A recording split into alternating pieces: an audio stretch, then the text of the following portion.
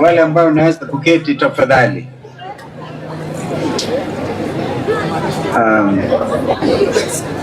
Mheshimiwa Gavana wa Machakos, Madam Wavinya Ndeti, distinguished leaders, Bishop Norman Kingo and the team, the clergy who were gracious to present these young Kenyans before God, wazazi wote, mabibi na mabwana, program facilitators.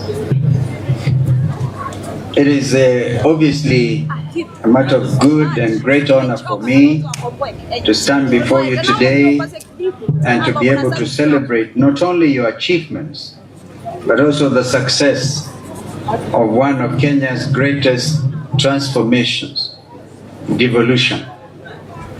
Today's gathering is a living testimony of what can happen when devolution works, when counties invest in their people.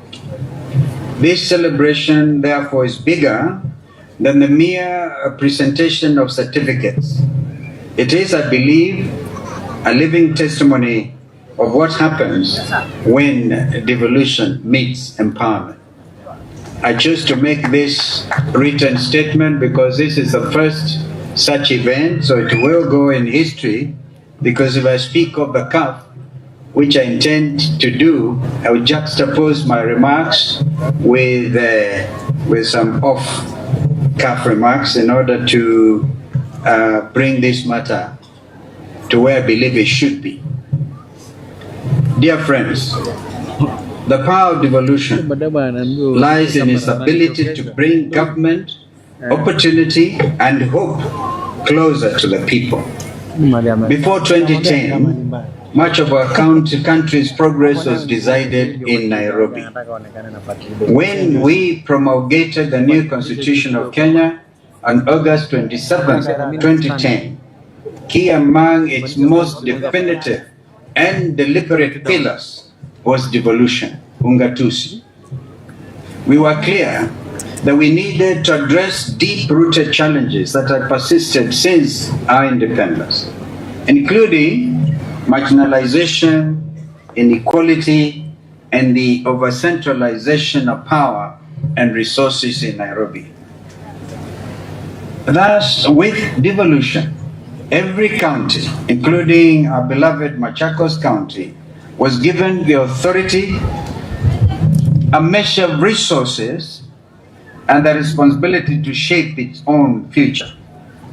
I heard what Deputy Governor Francis Mwangangi said, and it is actually a matter of great shame, a matter which is not acceptable, that while the national government enjoys 85% of the total Kenyan budget, only 15 goes to counties, 15%. A lot of you, or some of you, remember that I was a co-chair to the famous, or is it now infamous, NADCO, National Dialogue Committee, and we even upped it to minimum 20%. But now Governor Francis Mwangangi is telling us it's gone down to 9%. Completely, a complete reversal of what the people of Kenya intended to do through Ngatusi.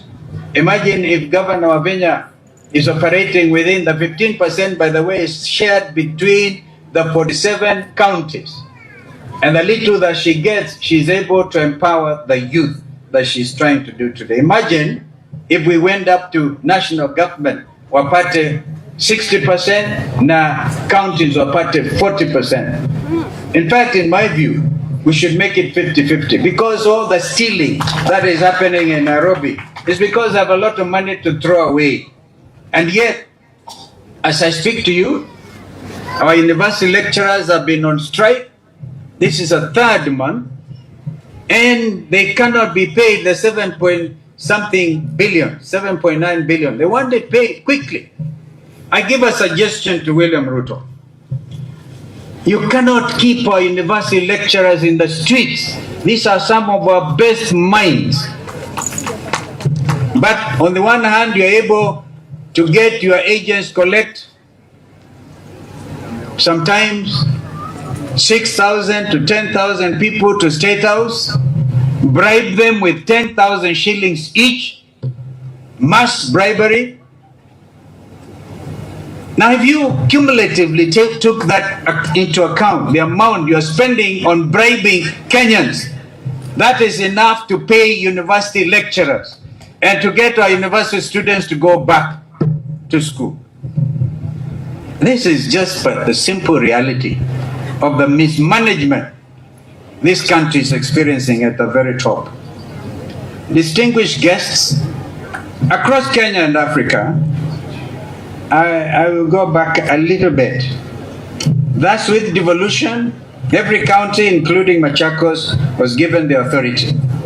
Devolution, fellow Kenyans, is not just about building roads and markets, as Governor Vinya said, but it's also about building people. Infrastructure is important, yes, those